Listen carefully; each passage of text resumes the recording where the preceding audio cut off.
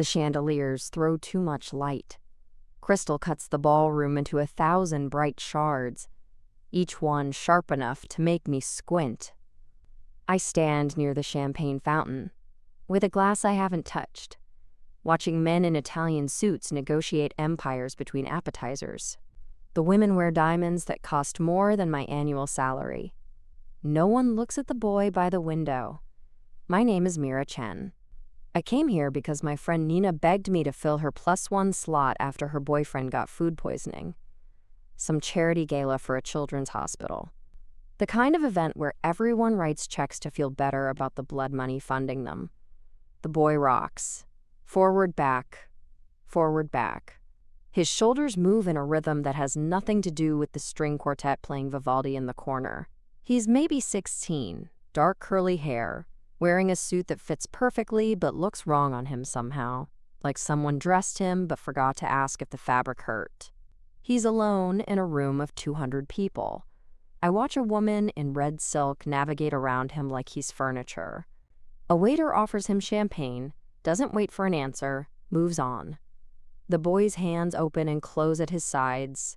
His lips move, counting maybe, or reciting something only he can hear. "That's Luca Moretti," Nina whispers beside me.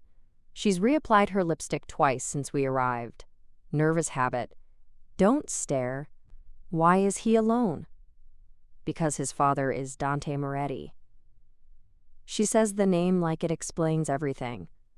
When I don't react, she adds, "The Dante Moretti, East Coast Syndicate.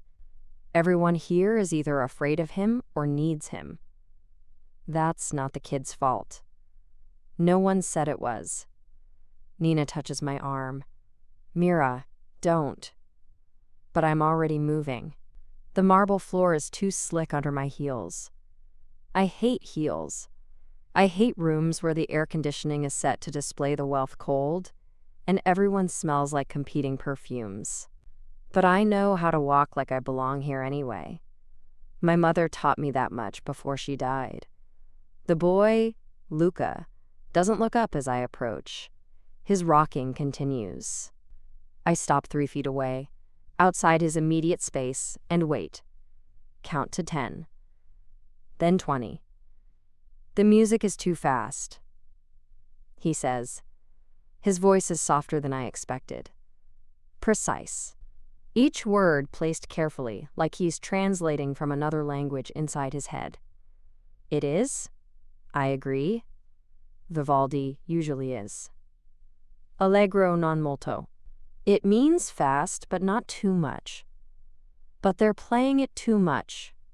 His hands flex again. No one else notices. I notice. He looks at me then. Dark eyes, darker than his father's probably are, though I haven't seen the man yet.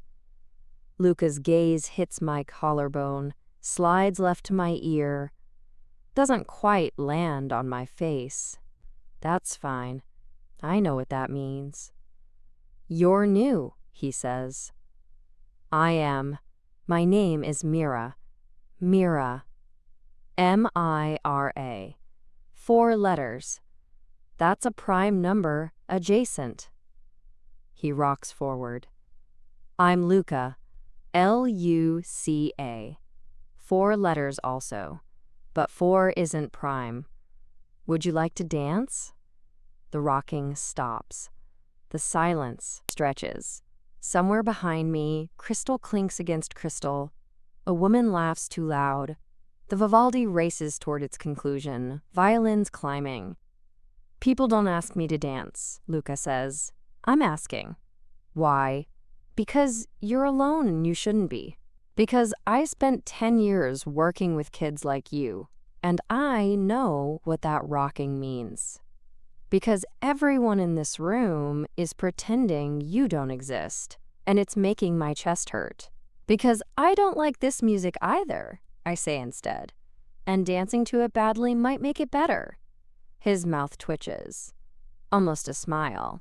"That's illogical?" "Probably." He looks past my shoulder then, and his whole body tenses. I feel it before I turn around. That specific quality of attention that means someone dangerous is watching. Dante Moretti stands 30 feet away, near the bar. He's taller than I expected. Broader. The suit he wears is black, perfectly cut, and somehow makes every other man here look like they're playing dress-up. His face is all hard angles, a nose that's been broken at least once, and eyes that could pin a butterfly to cardboard without touching it. He's not looking at me, he's looking at his son. Calculating, assessing threat level. I turn back to Luca and extend my hand. You don't have to, I say quietly. But the offer stands. Luca stares at my hand. His breathing changes, goes shallow.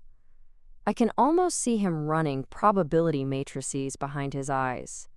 Social risk, sensory cost, the weight of his father's attention. I don't know how, he whispers. I do. I'll lead. People will look. They're already looking. He flinches. True, but too harsh. I gentle my voice. We can make it short, I offer. One song. If you hate it, you can go back to the window. His hand lifts, stops midway, drops, then rises again and slides into mine. His palm is damp. His fingers grip too tight, then too loose, searching for the right pressure. I adjust my hold, keep my movements slow and obvious, give him time to process. Okay, I ask. Okay. O-K-A-Y. 4 letters. I lead him toward the center of the floor. The couples already dancing create a wide berth around us instantly. I feel their stares like heat lamps. Hear the whispers underneath the music. Luca hears them too. His jaw clenches and his hand starts to pull away. Look at me, I say, not a command. An anchor. He doesn't look at my face, fixes on my chin instead. Close enough. The quartet starts a new piece. Slower, thank God. Some generic waltz. I place Luca's free hand on my waist and rest mine on his shoulder. He holds himself rigid as rebar. We'll just sway, I tell him. No spins, no dips, just weight shift. Left, right, left, right. He moves like someone following an instruction manual, mechanical, counting under his breath. 1, 2, 3, 1, 2, 3. But he's doing it. We're doing it. The lights are too bright, he murmurs. They are. Your dress is blue, royal blue. Hex code probably 4169E1. That sounds right. You smell like lavender. Not perfume, laundry detergent maybe. Good nose. We sway. I feel Dante's gaze like a rifle scope tracking our movement. Feel the room's collective held breath, waiting to see if the Moretti boy will break, will make a scene, will embarrass his father. Luca doesn't break. He counts, sways, breathes. No one's ever asked me before. He says, so quiet I almost miss it under the violins. My throat closes. I swallow past it. Then they're idiots, I say. His grip on my waist tightens, loosens. He rocks forward slightly, but this time it's with the music. With me. Thank you, Luca whispers. T-H-A-N-K. 5 letters. That's prime. You're welcome. The song ends. I step back slowly, give him space to regulate. His hands drop to his sides and flex twice, but his breathing is steady. He looks past my shoulder again, toward his father. I should go back now, he says. Okay, but this was acceptable. Coming from him, in this moment, it feels like a standing ovation. Luca walks back to his window, resumes his position, starts rocking again, but slower now, calmer. I turn toward the bar, toward water or air or escape. Dante Moretti steps into my path. Up close, He's overwhelming.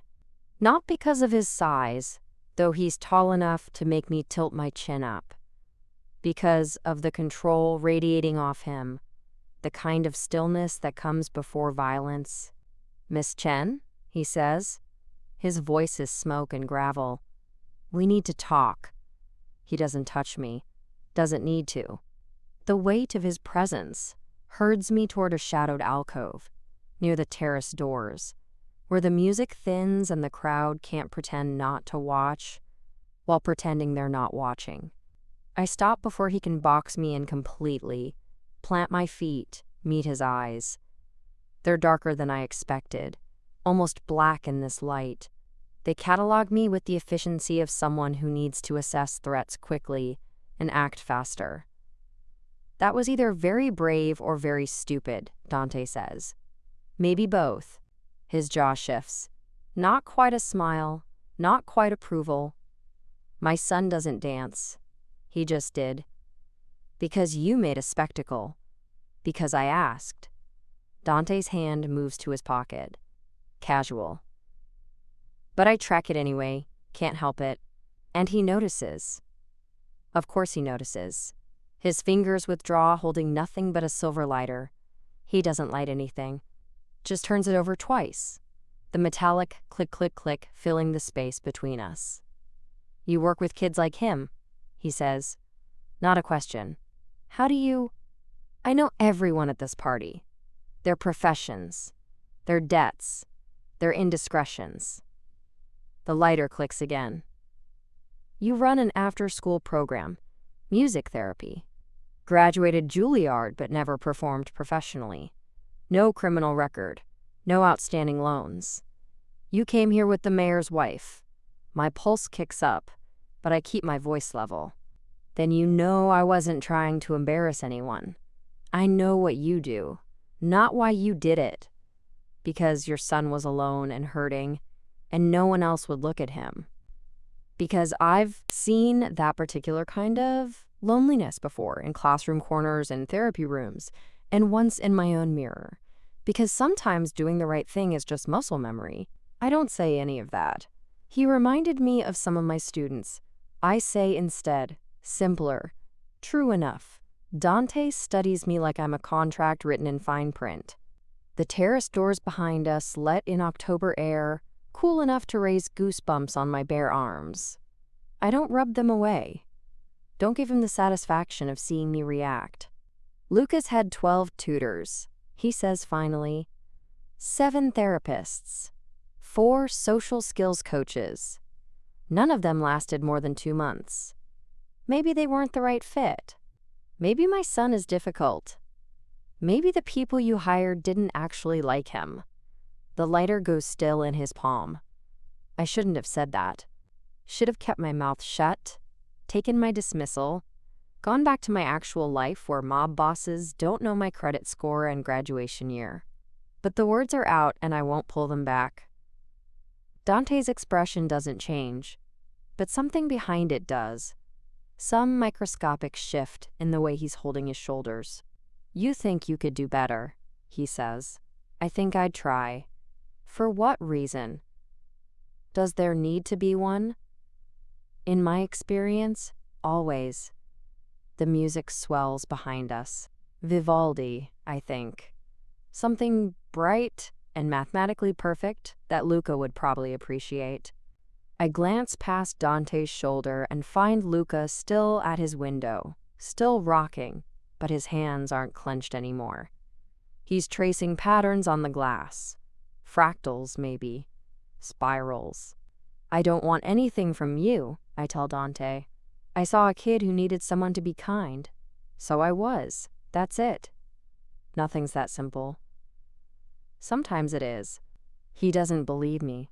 I can see it in the way his thumb runs across the lighter's engraving, the way his gaze flickers to my hands like he's checking for concealed motives I might be holding. In his world, kindness probably is a weapon, a con, a prelude to betrayal. "Luca needs structure," Dante says slowly, testing each word. "Routine. He doesn't tolerate change as well. Most autistic people don't. He has meltdowns. Bad ones. He's 16, but when he's overwhelmed, he can't communicate, can't self-regulate. I know. You don't. Dante's voice drops, gains an edge sharp enough to draw blood. You spent 3 minutes with him in a controlled environment. You have no idea what he's like when the structure breaks, when the world gets too loud and he can't make it stop. I hold his stare. You're right. I don't know him, but I could learn. Why would you want to? Why wouldn't I? Dante exhales through his nose. It's the first uncontrolled thing I've seen him do. He pockets the lighter and crosses his arms, and the motion pulls his jacket just tight enough across his shoulders that I can see the shape of old strength going soft at the edges. He's probably 40, maybe 45, old enough to have earned every line around his eyes. Twice a week, he says. Tuesdays and Thursdays, 4 to 6 p.m. You'll work with him on social interaction, executive function, emotional regulation, whatever he needs. My brain stalls. You're offering me a job. I'm offering you an opportunity to prove your altruism has a backbone. I already have a job. I'll pay you $5,000 a week. I actually laugh. Can't help it. The sound comes out sharper than I meant, edged with disbelief and something close to hysteria. That's insane. That's what competent care costs. I don't need. Everyone needs something, Miss Chen. Dante steps closer, not threatening, not exactly. But suddenly the alcove feels very small, and his voice feels very certain. Maybe it's money. Maybe it's the satisfaction of helping someone who actually needs it, instead of children whose parents pay for enrichment they don't value. Maybe you just want to prove something to yourself. He's not wrong about the last part. I hate that he's not wrong. What happens if I can't help him, I ask. Then you'll have tried, and been well compensated for your time. And if I can? Dante's expression softens. Barely. Like sun through deep water. Then my son will have someone who sees him instead of a problem to be managed. The quartet transitions into something minor key and aching. I look past Dante again, find Luca's silhouette against the window. He's still tracing patterns, still rocking, still beautifully, heartbreakingly alone, despite being surrounded by 100 people. I've had easier decisions, safer ones. This man is dangerous in ways I don't fully understand yet. His world has rules I don't know and consequences I can't predict. Getting involved means stepping into something that doesn't have clean edges or guaranteed exits. But Luca whispered, "Thank you," like he'd been saving it for years. I'll need to meet with him first, I say. See if we're actually compatible. No pressure, no performance, just conversation. Agreed. And I set the curriculum. You don't micromanage. Within reason.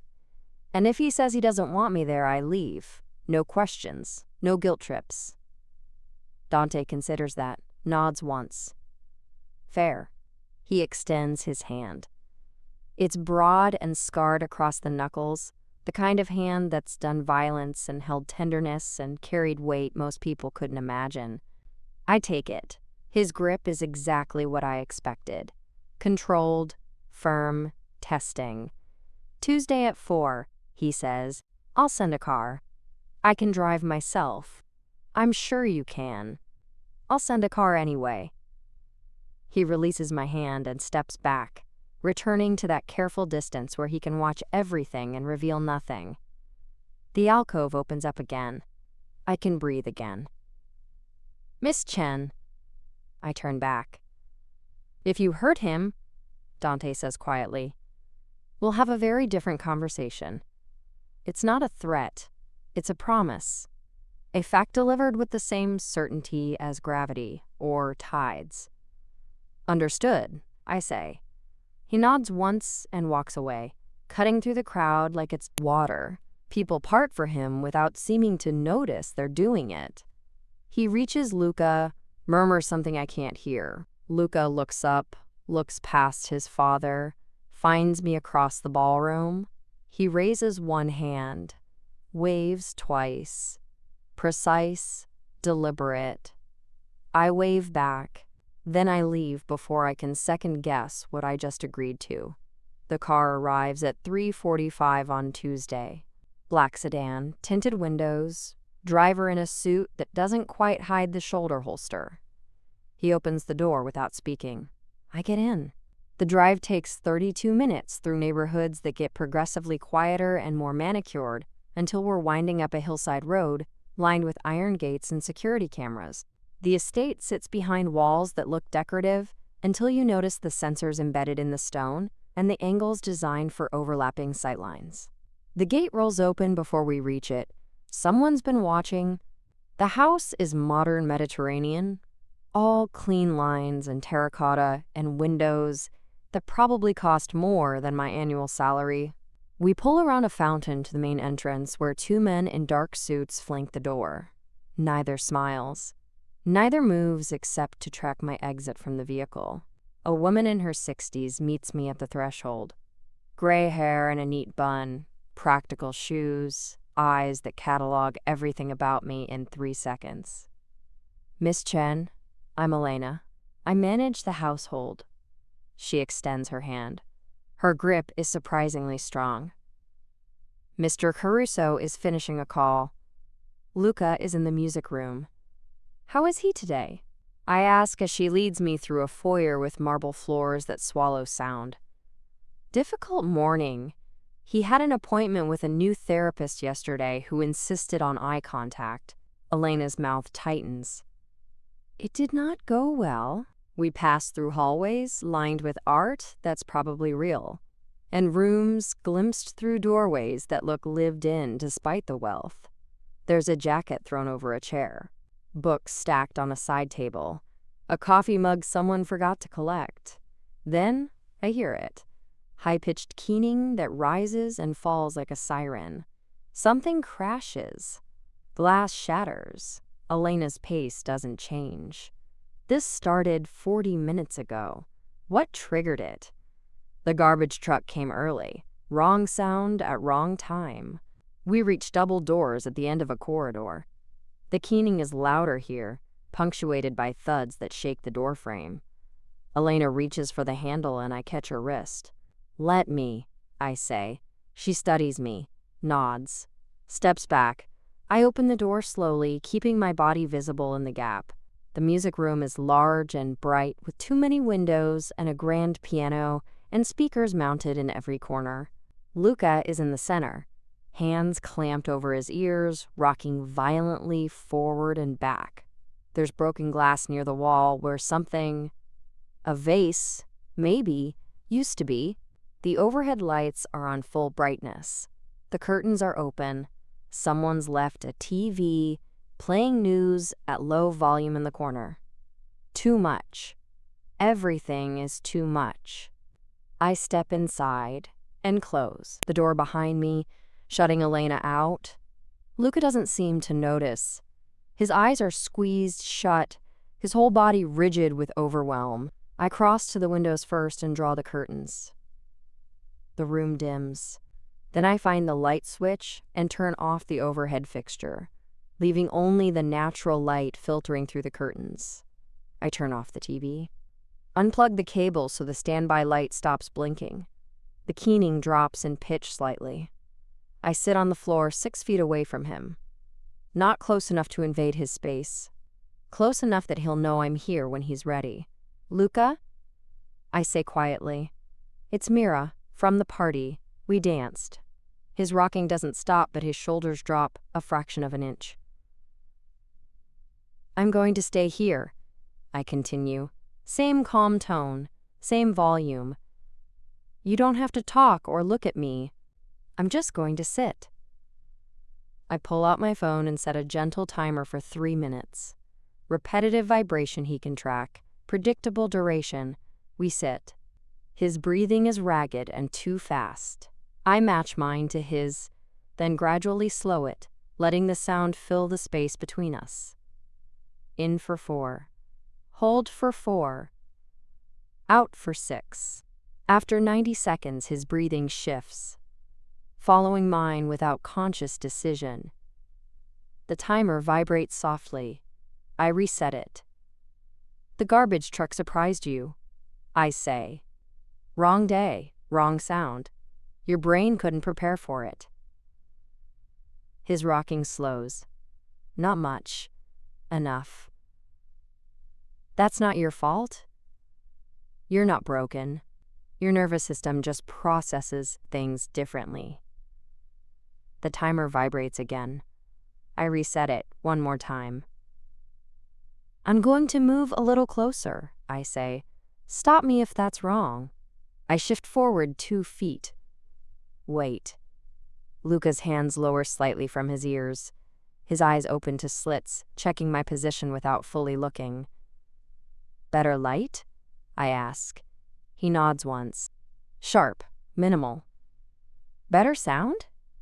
Another nod. Can I show you something? Pause. Then a third nod, more hesitant. I pull off my cardigan and fold it into a tight roll. Sometimes pressure helps when everything feels too big. May I put this on your shoulders? He considers. Nods. I move slowly, telegraphing every motion, and drape the rolled cardigan across his shoulders like a weighted blanket. He leans into the pressure immediately, a small sound escaping that isn't distress. Good? I ask. Good, he whispers. We sit like that until the timer vibrates a third time. His breathing is steady now. His rocking has stopped. He's still tense, but no longer breaking.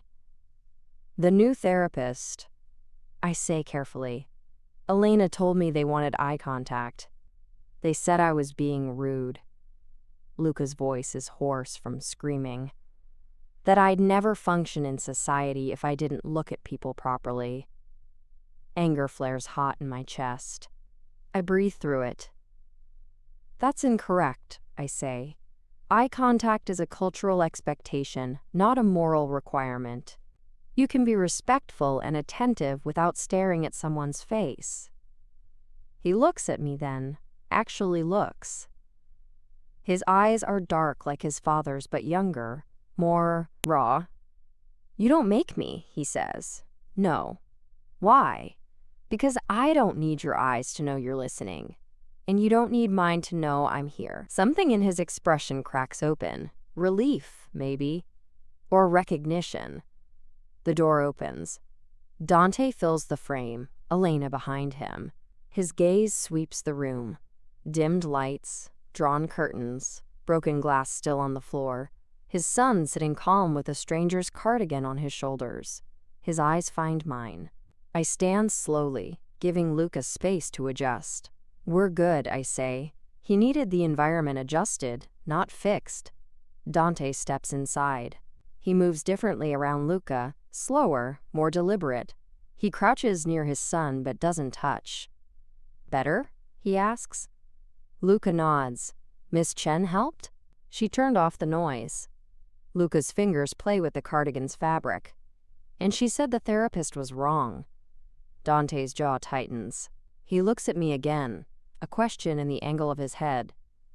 The therapist prioritized neurotypical presentation over actual communication. I say, that's backwards. They came highly recommended. I'm sure they did. They're also not coming back. It's not a question.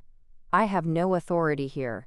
But Luca is looking at me like I just spoke a truth he's been waiting years to hear someone say. Dante stands. Considers. Nods once. Elena, please arrange a replacement. Miss Chen will provide the criteria. Elena makes a note on her phone and withdraws. Dante extends his hand to Luca. Come, you should eat something. Luca takes his father's hand but looks back at me. Will you stay? That's up to your father. She stays, Dante says, if she's willing. I'm willing. Luca stands, still wrapped in my cardigan. Can we have the pasta? Yes. With the sauce that isn't too red? Yes. And can Mira eat with us? Dante's eyes meet mine over his son's head. There's something in them I can't quite name. Gratitude, maybe. Or the beginning of trust. If she'd like to, he says. I'd like to, I say. If you found Luca and Mira's connection moving, please like and subscribe for more stories like this. The dining room is darker than I expect. Heavy curtains pulled against the afternoon sun. A single chandelier above the table, turned low. Dante sits at the head. Luca takes the chair closest to him, leaves one empty between himself and his father, gestures for me to sit there. I do. Elena brings the pasta. No red sauce. Something pale, butter and cheese, herbs visible in the strands. She sets the plate in front of Luca first, then me, then Dante. She doesn't speak. The silence feels practiced. Luca picks up his fork with both hands, twirls it the same way 3 times, lifts it to his mouth. His movements are precise, ritualistic. I watch without staring, eat my own portion, let the quiet settle. Dante hasn't touched his plate. He's watching his son eat. There's something fierce in his stillness, protective, maybe desperate. After 4 bites, Luca sets down his fork. Miss Chen. Mira, I say, if you're comfortable with that. Mira. He tests the name, nods once. Do you know why people smile when they're sad? I pause. Dante's eyes flick to me. Sometimes, I say, people smile to hide what they're feeling, or because they think it's expected. Do you notice that happening? At the party, Luca says. Everyone smiled at me, but their eyes were wrong. Wrong how? Scared. Or empty. Dante's knuckles go white around his fork. You're reading micro-expressions, I say. Most people think they're hiding what they feel. They're not. You're seeing through the performance. Is that good? It's honest. But it can be lonely. Luca looks at his father then. Papa doesn't smile at me when he's sad. Dante sets his fork down slowly. No, he says. His voice is rough. I don't. That's good, Luca says. I prefer it. Something in Dante's face shifts. Relief, maybe, or grief. Or both at once. Luca picks up his fork again. Mira danced with me when no one else would. I know, Dante says. Why? You'll have to ask her. Luca turns to me. His gaze is direct this time, steady. Why? I could lie. Give him something soft and easy, but he'd know. Because I saw you, I say. Not your father. Not the room full of people pretending not to notice you. Just you. And you looked like you wanted to be anywhere else. I thought maybe I could make it less terrible. You did, Luca says. Good. He eats 3 more bites. Then, will you teach me more? More dancing? More. Everything. How to know which smiles are real. How to be in loud rooms without breaking. How to make people not scared. Dante's jaw tightens. Luca, I'm not trying to be scary, Luca says, but people act like I am, or like I'm broken. The therapists always want to fix me, but Mira said I'm not broken. You're not? I say.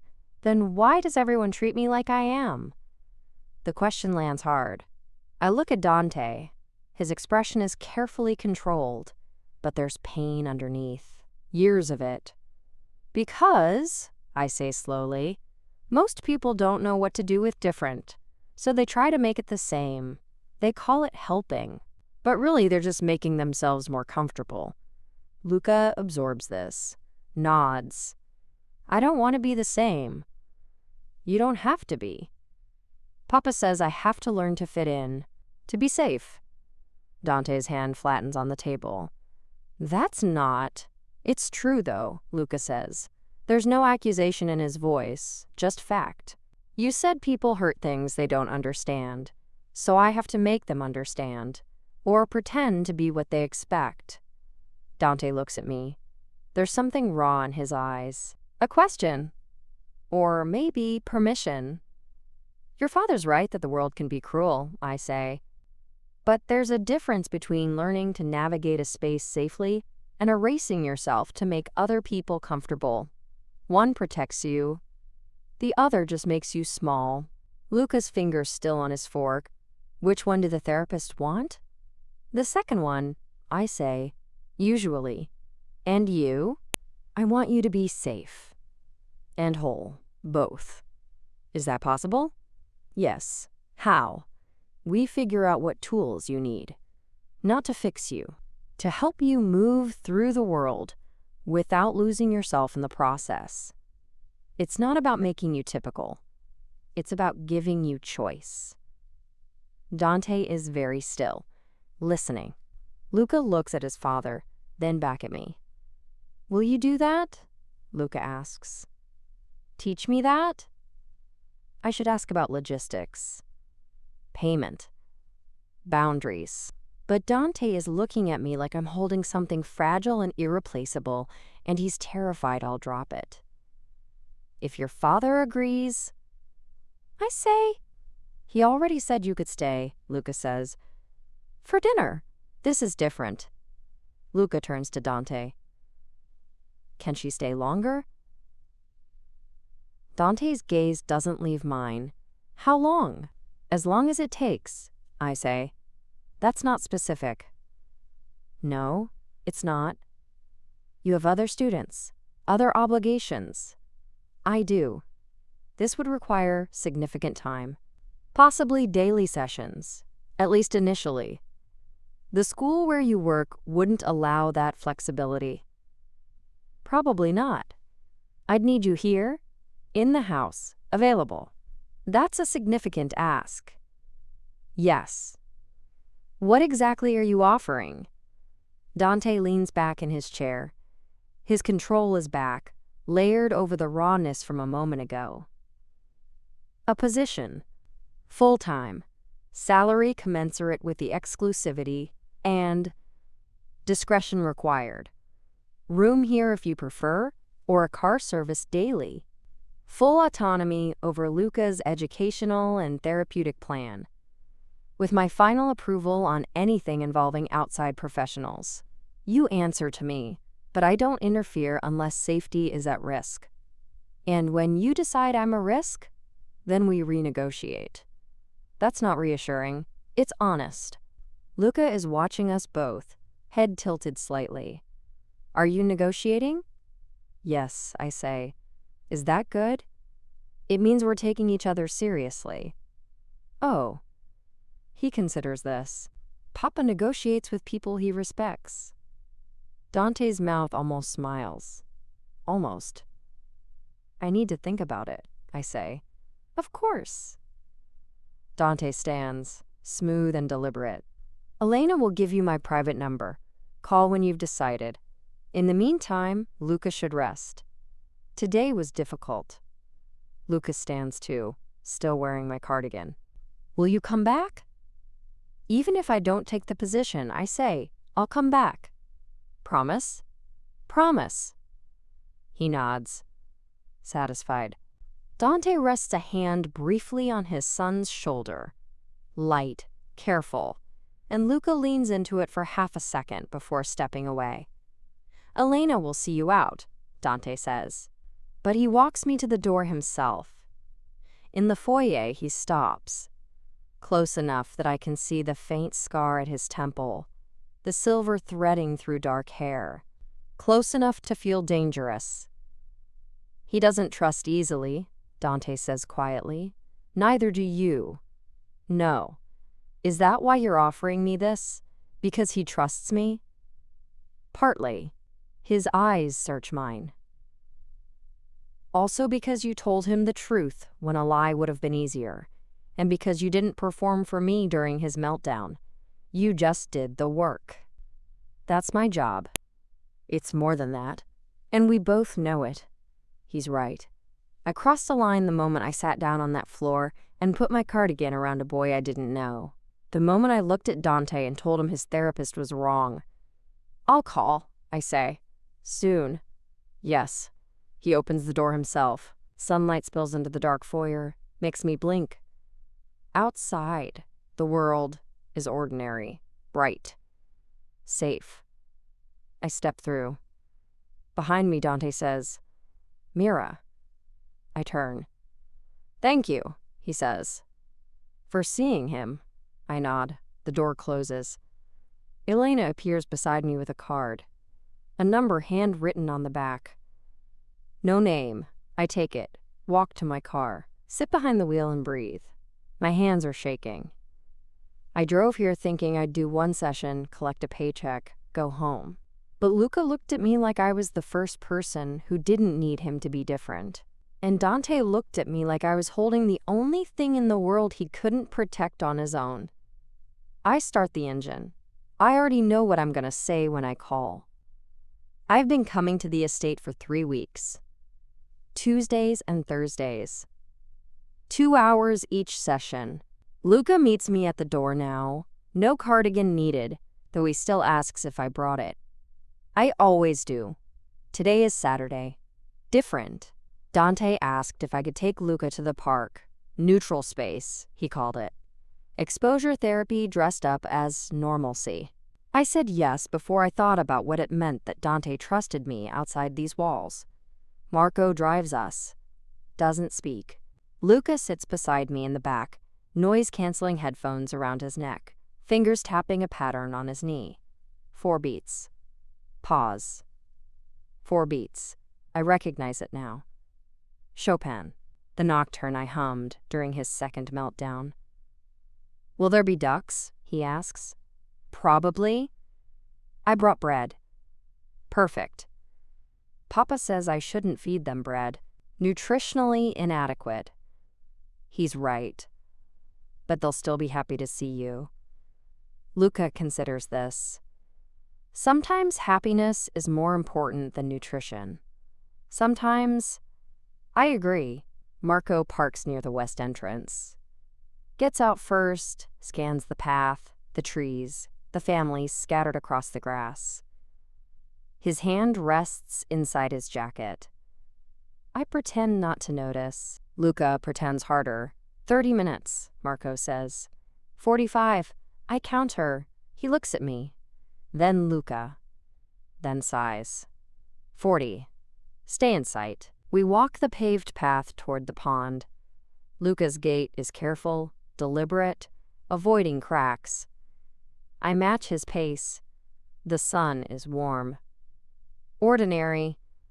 Luca tips his face toward it and smiles. "I like Saturdays," he says.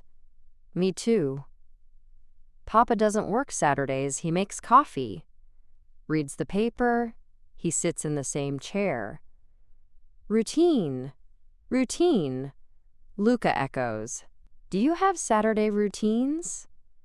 "I do now." He glances at me, pleased. The pond comes into view, 3 ducks paddling near the edge. Luca stops, pulls the bag of bread from his pocket, wheat, I notice, not white, and we sit on the bench. He tears small pieces, throws them gently. The ducks glide closer. "They remember me," he says. "Maybe." Papa says, "Animals don't have episodic memory." Papa knows a lot about a lot of things. Luca throws another piece. "Do you like him?" My pulse trips. "Your father?" "Yes." "I respect him." That's not what I asked. Smart kid. Too smart. I watch the ducks instead of answering. Luca waits. Patient. "I think," I say slowly, "he's doing the hardest job in the world. And doing it alone. And I think that takes a kind of strength most people don't have." Luca nods. "He cries sometimes. At night, I hear him."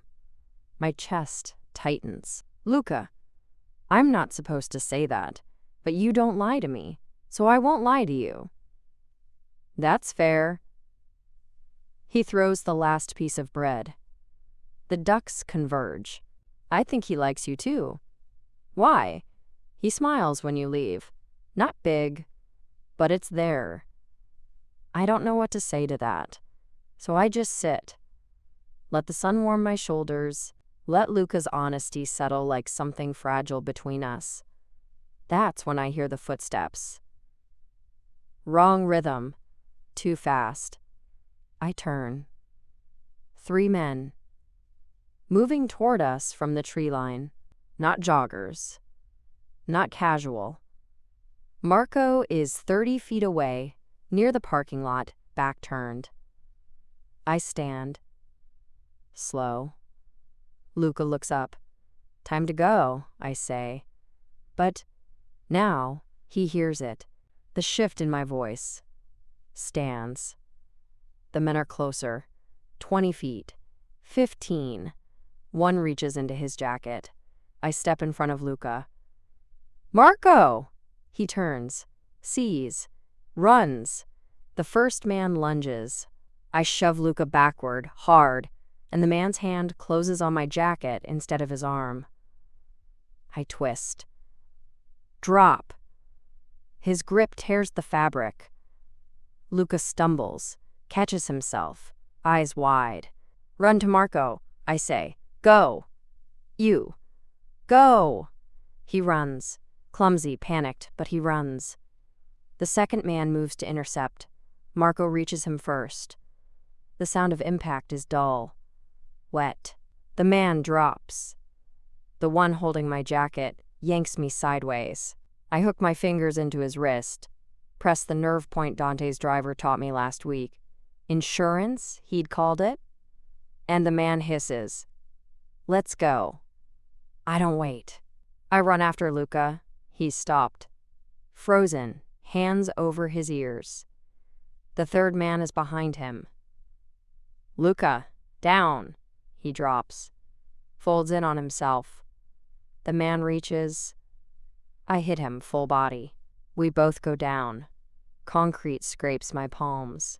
My knee. He's bigger. Stronger. Rolls me under him. His hand finds my throat. I can't breathe. Can't shout. My vision sparks. Then Marco is there. Pulls him off. I gasp. Cough. Luca is still folded on the ground, rocking, keening. I crawl to him. Wrap myself around him. You're okay. I'm here. You're okay. He's shaking. Whole body tremors. I match my breathing to his. Long inhale. Longer exhale. The world is sirens and shouting, and the metallic smell of blood, but I keep my voice low, even. The same. In for 4. Hold for 4. Out for 4. With me. In. He tries. Chokes on it. Again. In. This time he follows. His hands unclench. He's still shaking, but he's breathing. I don't let go. Marco is on the phone, barking coordinates. 2 of the men are on the ground. The third is running. Police are coming. Families are staring. Someone's filming. I don't care. I've got you, I whisper. You're safe. I'm not letting go. Promise? His voice is so small. Promise. He leans into me, solid, trusting. My hands are bleeding. My throat is screaming. It doesn't matter. A black car skids into the parking lot. The door opens before it fully stops. Dante is out, moving fast, and I have never seen his face like this. Stripped, raw. He reaches us, drops to his knees. Luca. Luca turns his head, still pressed against me. Papa, are you hurt? No, Mira. Mira stayed. Dante's eyes find mine. I see it. The thing he spent 3 weeks hiding. The terror, the gratitude, the rage. I'm sorry, he says. Don't. Not now. He reaches out, slow. Touches Luca's shoulder. Luca shifts, leans into his father instead. Dante gathers him up, careful, and Luca doesn't pull away. Then Dante looks at me again. At my torn jacket, my bleeding hands, my throat. "You're hurt." "I'm fine." "You're not." Marco appears. "Ambulance is 2 minutes out. Police right behind." "No hospital," I say. "I'm fine." "Mira." "No." Dante stares at me, then nods once. "Marco, take Luca to the car. Now." "Papa." "I'll be right there. Go with Marco." Luca hesitates. Looks at me. "You'll come?" "Right behind you." He goes. Dante stands. Offers me his hand.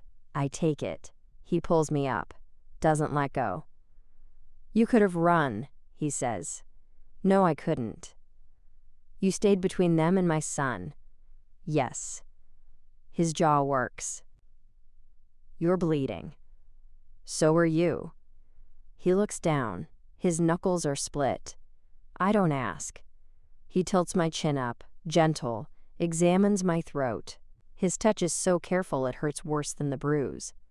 "Come back to the house," he says. "Let me. Just let me." I nod. He doesn't let go of my hand the whole way to the car. Luca is in the back seat, Marco beside him. Dante opens the front passenger door for me. I slide in. He closes it. Walks around. Gets in. His hands are shaking on the wheel. "Boss," Marco says quietly. "They were Castellano's men." I know. This was a message. I know. Dante starts the engine. His hands steady. The shaking goes somewhere deeper. I reach over, touch his wrist. Just once. He looks at me. Something cracks behind his eyes. "Thank you," he says. "Drive," I whisper. He does. Behind us, Luca starts humming. The nocturne. Soft. Off key. I close my eyes. Let the sound fill the car. Let my heart slow. Let myself feel it. The weight of what just happened. What could have happened, but didn't. We're all here, whole, still breathing. For now, that's enough. Hash. She saw everyone ignore the Mafia boss's autistic son until she invited him to dance. The study smells like leather and old wood. Dante closes the door, locks it. The click echoes. Sit. I lower myself into the chair by the fireplace. My legs finally give. He crosses to the bar, pours something amber, brings it to me. Drink. I take the glass. My hands shake. The liquid burns going down, but the warmth helps. Dante kneels in front of me, opens a first aid kit on the floor beside him. His movements are precise, controlled, but his jaw is locked so tight I can see the muscle jump. "Your jacket," he says. I shrug it off, wince. The torn sleeve catches on my elbow where the pavement scrapes skin away. He sees, goes very still. "Mira, I'm fine." "Stop saying that." His voice cracks. "Just barely." He reaches for my arm, turns it gently, studies the road rash, the bruising already darkening. "You threw yourself on concrete." I got him down fast. That's what mattered. He opens an antiseptic pad. The sharp smell fills the space between us. "This will hurt." "I know." He cleans the wound. I breathe through my teeth. He works with the same careful attention he uses with Luca, like I'm something that might break if he moves wrong. "Your throat," he says. I tilt my head back. Let him see. The bruise is already full purple. Fingerprints clear in the spreading dark. Dante's hand hovers. Doesn't touch. "He had you." "For 3 seconds. That's long enough to..." He stops. closes his eyes. You could have died. I didn't. You should have run. We already had this conversation. His eyes open. Meet mine. Why didn't you? You know why. Say it. I set the glass down, lean forward, close enough to see the gold flecks in his brown eyes, close enough to smell gunpowder still on his clothes. Because he's not just your son anymore. Dante goes rigid. Mira. Because somewhere in the last 3 weeks, I stopped being the tutor you hired and started being someone who couldn't walk away even if you paid me to. Silence. The fire crackles. He touches my throat. Featherlight over the bruise. His fingertips trace the shape of another man's violence, and I watch something break open in his face. I have spent 15 years keeping him safe, he whispers. 15 years building walls high enough and thick enough that nothing could touch him. I thought if I controlled everything, anticipated everything, I could keep the world from hurting him. His thumb brushes my pulse point. Then you walked across a ballroom and asked him to dance, and suddenly there was someone inside the walls I didn't put there. Dante, I was terrified of you. His hand drops. Of what you represented. The risk. The variable I couldn't account for. The way he looked at you after that first session like you'd given him something I never could. You gave him everything. I gave him safety. You gave him proof he could be seen. He picks up the antiseptic again, tends to my scraped palms. I watched you with him today. After. You didn't try to make him stop rocking. Didn't tell him to calm down. You just matched his breathing and hummed the nocturne until his body remembered how to settle. That's not training. That's... He stops. You love him. It's not a question. I nod anyway. Yes. Why? Because he's easy to love. Because he's brave and particular and honest. In ways most people have forgotten how to be. Because he tries so hard, and no one ever told him he didn't have to earn basic kindness. I pause, watch Dante's face. Because his father taught him how to be soft in a world that punishes softness, and that's the most radical thing I've ever seen. Dante's hands still on mine. Mira, I didn't come here planning this. I came because you offered obscene money and I needed it. But then I met him, met you. Saw how hard you work to give him a life that doesn't hurt. How you've learned his patterns and triggers and safe foods. How you play Chopin at breakfast because it helps him transition. How you rebuilt your whole world around his needs and never once made him feel like a burden. My throat aches. You're a better father than most men who get to pretend they're good. He looks at me. Really looks. I'm not a good man. I know what you are. Do you? Yes. I turn my hands over, grip his. And I'm asking you to let me stay anyway. The fire pops. Dante's breathing changes. I can't offer you safety, he says. Today proved that. Anyone close to us becomes a target. I know. I can't offer you normal, or easy, or clean. I'm not asking for that. What are you asking for? I lean in. Let him see everything. A place at your table. A key to your house. The chance to teach your son and watch him grow and be someone he knows. Won't leave when it gets hard. I pause. And maybe, if you want, someone who sees you too. Not just the Don. Not just the father, you. Dante goes very still. That's everything. Yes. You understand what you're saying. What it means to stay. To be part of this. I was part of it the second I stepped between your son and a gun. His hand comes up, cups my face. Thumb traces my cheekbone. I don't know how to let people in. You let Luca in. That's different. Is it? He stares at me, then leans forward, presses his forehead to mine. His breath shakes out. I want you to stay.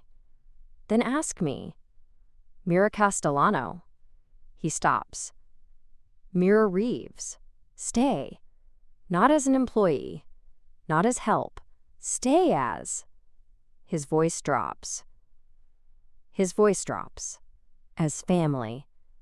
As someone I trust with the only thing I have worth protecting. My eyes burn. Yes. His hand tightens on my face. Yes? Yes. The door rattles. Papa? Dante pulls back, stands, opens the door. Luca stands in the hallway, changed into clean clothes, hair damp.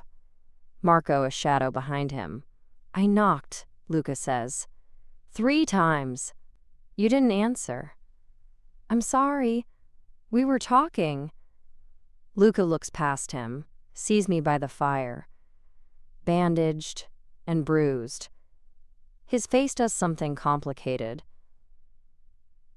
You're still here. I'm still here. Marco said you got hurt, protecting me. I'm okay. He steps into the room. Marco stays outside. Luca stops 3 feet away.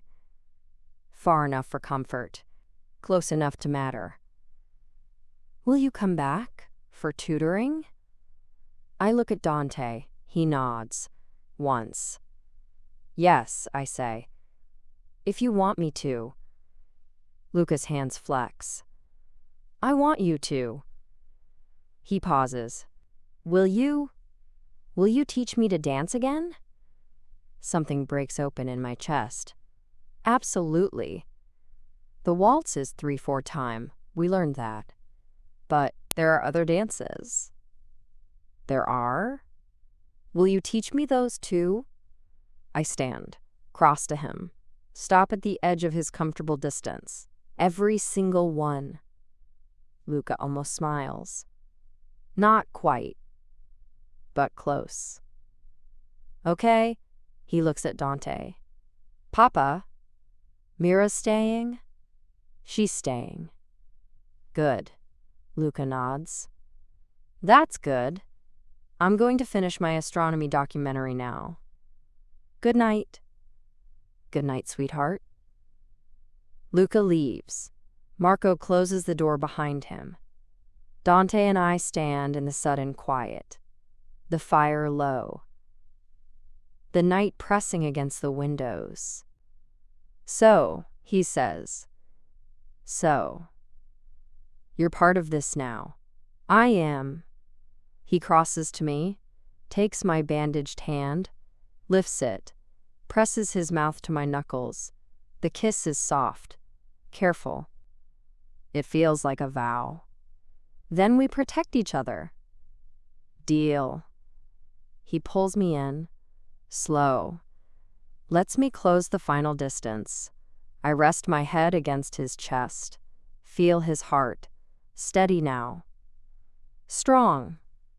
His arms come around me. Hold tight. Outside, the estate is locked down, guarded, fortified against everything that wants in. But here, in this room, the walls are down. The armor's off. We're just 2 people choosing each other under impossible conditions, knowing the cost, paying it anyway. Luca's humming drifts from upstairs. Off-key and perfect. I close my eyes, breathe, stay. And for the first time in a long time, staying feels like coming home. If their story moved you, if you felt Mira's courage in Dante's carefully guarded heart, please like and subscribe for more tales like this.